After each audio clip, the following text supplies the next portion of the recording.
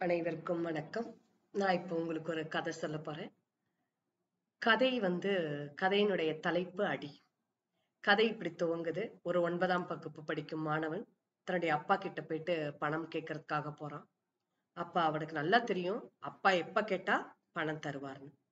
அப்பா ஒரு ஞாயிற்றுக்கிழமையில நல்லா சாப்பிட்டுட்டு ஒரு காத்து வாங்கறதுக்காக, அந்த வீடு ரொம்ப சின்ன ஒரு ஏழ்மையான ஒரு குடிசை. காத்து வாங்கறதுக்காக பின்னாடி பின்புறமா இருக்கிற ஒரு இடத்துல போய் உட்கார்ந்து விசிறி எடுத்து விசிறிட்டு உட்கார்ந்துகிட்டு இருக்காரு.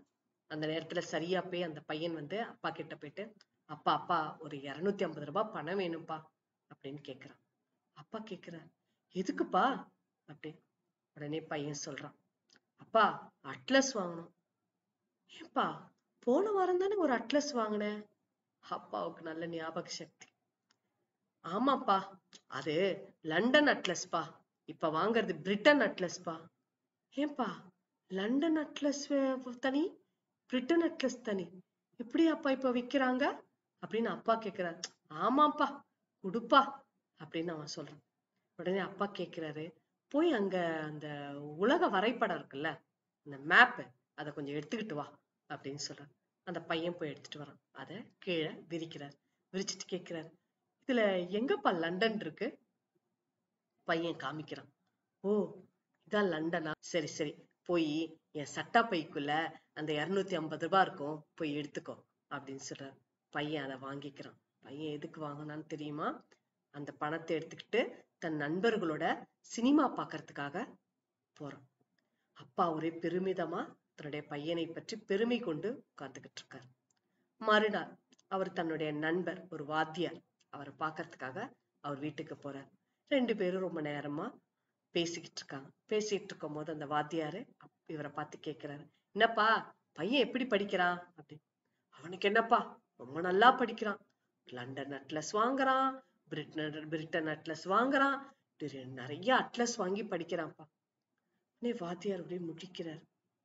அப்பா, பையன் எதுனா தப்பா வேலை பாக்குறானான்னு பாரு. என்னையா சொல்றீங்க? அப்படிலாம் அட்லஸ் கிடையாதுப்பா, ஒரே அட்லஸ் தான்ப்பா.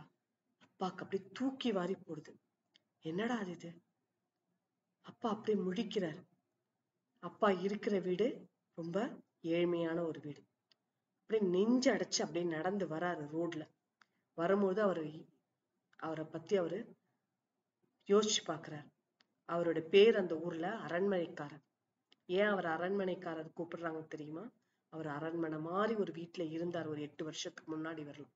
அதனால அவர் பேரு அரண்மனைக்காரர்.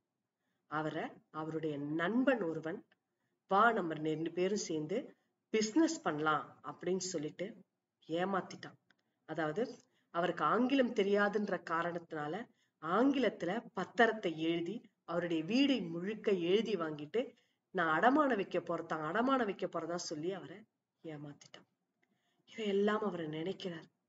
அவனுக்கும் அந்த ஆங்கிலம் தெரியாதுன்னு ஏமாத்தின அந்த நண்பனுக்கும், எனக்கு ஆங்கிலம் தெரியாதுன்னு என்னை ஏமாத்தின என் பையனுக்கும் என்ன வித்தியாசம் அப்படி சொல்லிட்டு அப்படியே சுக்குநூறா உடைஞ்சு போய் அவர் அந்த ரோட்ல அப்படியே நடந்து வராரு. பையன் வீட்டு வாசல்ல நின்னுகிட்டு இருக்கான். அப்பாவோட அந்த நிலையை அவர் பாக்குறான். அப்பா ஒரு மாதிரி இருக்காரு. இதே முகத்தை அவன் ஒரு வாட்டி பார்த்திருக்கான். ஒரு வாட்டி அவனை நல்லா அடிச்சிருக்காரு அவன் தப்பு பண்ண நேரத்துல. அதே போன்ற முகமா இருந்தது. ஐயோ, இன்னைக்கு நம்ம அப்பா அடிக்க போறாரு அப்படின்ற எண்ணத்தோட அவன் அப்படியே அதிர்ச்சியா நின்னுகிட்டு இருக்கான். அப்பா நேரா வராரு. அப்படியே அவனை பாக்குறாரு. முறைத்து பார்த்துட்டு அப்படியே அவன் காலடியில அப்படியே முட்டி போட்டு மண்டிட்டு அப்படியே உட்கார்ந்துட்டு அவனை பார்த்து கேக்குறாரு, ஏன்பா, என்ன 8 பக்கத்துக்கு சைன் வாங்கி என் வீட்டை ஏமாத்தினானே, எனக்கு இங்கிலீஷ் தெரியாதுன்னு, அவனுக்கும் எனக்கு இங்கிலீஷ் தெரியாதுன்னு பிரிட்டன் வேற லண்டன் வேறன்னு நீ சொன்னியே, உனக்கும் என்னப்பா வித்தியாசம் அப்படின்னு கேட்டார். அவன் அப்படியே அதிர்ச்சியில உறைந்து நின்னுகிட்டு இருந்தான் அந்த பையன். நல்லா இருங்கப்பா, நீயும் நல்லாரு, அவனும் நல்லா இருக்கட்டும். இப்படியாக அந்த கதை முடிகிறது.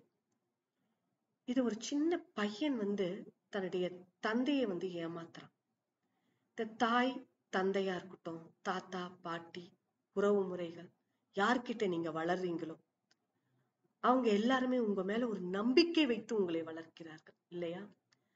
அதாவது அடுத்த தலைமுறையினரை மேல் நோக்கி வளர்வதற்காக அவங்க உங்களை வளர்க்கிறாங்க. அந்த நிலையில இருக்கவங்கள நீங்க ஏமாத்துறது சரியா? அதை மட்டும் கொஞ்சம் திங்க் பண்ணுங்க. சரியா? யாரையும் ஏமாத்தி வாழணும்னு நினைக்க கூடாது. எப்பொழுதும் உண்மையோடும் நேர்மையோடும் பயணப்படுங்க. வாழ்க்கை வளமா இருக்கும். நன்றி.